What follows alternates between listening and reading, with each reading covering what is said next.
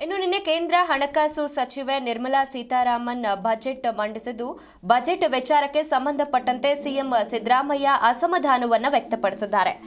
ಕೇಂದ್ರ ಬಜೆಟ್ ವಿಚಾರದಲ್ಲಿ ಸಿಎಂ ಅಸಮಾಧಾನ. ಬಜೆಟ್ ಪೂರ್ವಭಾವಿ ಸಭೆಗೆ ನಮ್ಮನ್ನ ಕರೆದಿದ್ರು. ನಾವು ಕೆಲವು ಬೇಡಿಕೆಗಳನ್ನ ಕೇಂದ್ರದ ಮುಂದೆ ಇಟ್ಟಿದ್ವಿ. ಬಜೆಟ್ನಲ್ಲಿ ನಮ್ಮ ಎಲ್ಲಾ ಬೇಡಿಕೆಗಳನ್ನ ನಿರ್ಲಕ್ಷಿಸಿದ್ದಾರೆ. ಈ ಬಾರಿಯ ಬಜೆಟ್ ಸಂಪೂರ್ಣ ನಿರಾಶಾದಾಯಕ ಅಂತ ಕೇಂದ್ರ ಬಜೆಟ್ ಅನ್ನ ಸಿಎಂ ಸಿದ್ದರಾಮಯ್ಯ ಟೀಕಿಸಿದ್ದಾರೆ. ಒಟ್ಟಾರೆ ಬಜೆಟ್ ದೂರದೃಷ್ಟಿ ಇಲ್ಲದ ಬಜೆಟ್ ಆಗಿದೆ ಅಂತ ಈಗ ಸಿಎಂ ಸಿದ್ದರಾಮಯ್ಯ ಬಜೆಟ್ ಕುರಿತಾಗಿ ಟೀಕಿಸಿದ್ದಾರೆ. ಅದರಲ್ಲೂ ಕರ್ನಾಟಕದ ದೃಷ್ಟಿಯಿಂದ ಬಹಳ ನಿರಾಶಾದಾಯಕವಾದಂತ ದೂರದೃಷ್ಟಿ ಇಲ್ಲೇ ಇರ್ತಕ್ಕಂಥ ಬಜೆಟ್. ನಾನು ಬಜೆಟ್ ಪೂರ್ವಭಾವಿ ಚರ್ಚೆನಲ್ಲಿ ನಮ್ಗೆ ಕರೆದಿದ್ರು. ನಾನು ಕೃಷ್ಣ ಬೈರೇಗೌಡರನ್ನ ಕಳಿಸಿಕೊಟ್ಟಿದ್ದೆ. ನಾವು ಈ ಬಜೆಟ್ನಲ್ಲಿ ಅನೇಕ ಬೇಡಿಕೆಗಳನ್ನ ಇಟ್ಟಿದ್ದೆ. ನಮ್ಮ ಬೇಡಿಕೆಗಳಾಗಿದ್ದವೇ ಹೊರತು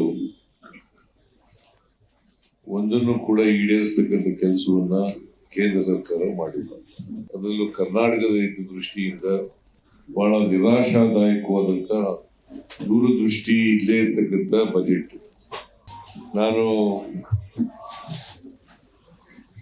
ಬಜೆಟ್ ಪೂರ್ವಭಾವಿ ಚರ್ಚೆನಲ್ಲಿ ನಮ್ಗೆ ಕರೆದಿದ್ರು.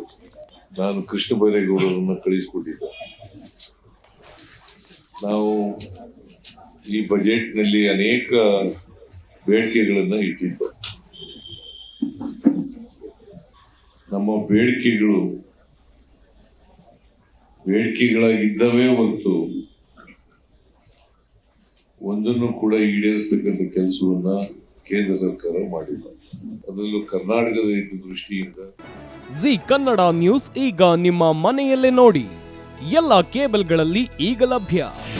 ನಿಮ್ಮ ನೆಚ್ಚಿನ ಜಿ ಕನ್ನಡ ನ್ಯೂಸ್ ಈಗ ಸನ್ ಡೈರೆಕ್ಟ್ ನಲ್ಲಿ number 292, Tata play number 1664, Jio TV number 1334, NXT digital number 30, in cable number 30, city networks 51, U digital number 162, GTPL number 17, Rockline telecommunications number 42, Shri Basaveshwara cable number 168, rural cable network 60, Vinayaka digital 57, Abhishek cable 821, city channel 53, Siddeshwara cable network 57, V4 digital Infotech 628, Surya digital networks 53, Gajanan digital number 836, Malnad Infotech private limited number